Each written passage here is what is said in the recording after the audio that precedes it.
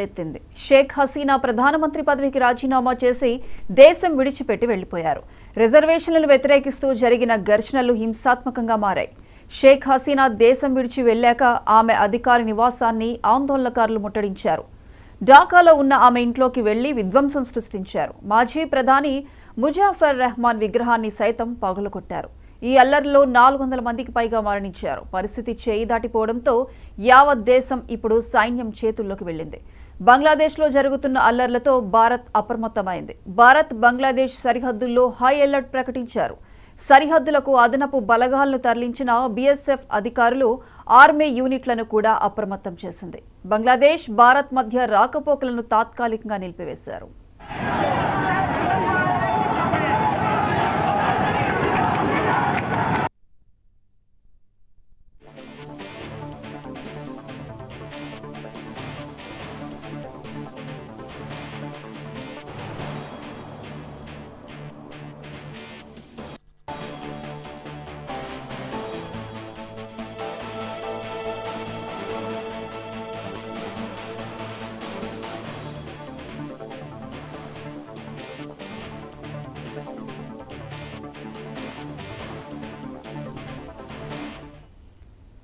బంగ్లాదేశ్లో రాజకీయ సంక్షోభం తలెత్తింది. షేక్ హసీనా ప్రధానమంత్రి పదవికి రాజీనామా చేసి దేశం విడిచిపెట్టి వెళ్లిపోయారు.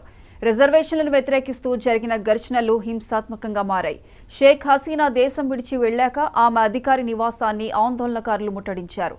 ఢాకాలో ఉన్న ఆమె ఇంట్లోకి వెళ్లి విధ్వంసం సృష్టించారు.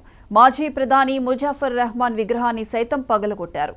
ఈ అల్లర్లలో 400 మందికి పైగా మరణించారు. పరిస్థితి చేయి దాటిపోవడంతో యావత్ దేశం ఇప్పుడు సైన్యం చేతుల్లోకి వెళ్లింది. బంగ్లాదేశ్లో జరుగుతున్న అల్లర్లతో భారత్ అప్రమత్తమైంది. భారత్ బంగ్లాదేశ్ సరిహద్దుల్లో హై అలర్ట్ ప్రకటించారు. సరిహద్దులకు అదనపు బలగాలను తరలించిన బీఎస్ఎఫ్ అధికారులు ఆర్మీ యూనిట్లను కూడా అప్రమత్తం చేసింది. బంగ్లాదేశ్ భారత్ మధ్య రాకపోకలను తాత్కాలికంగా నిలిపివేశారు. ఎంత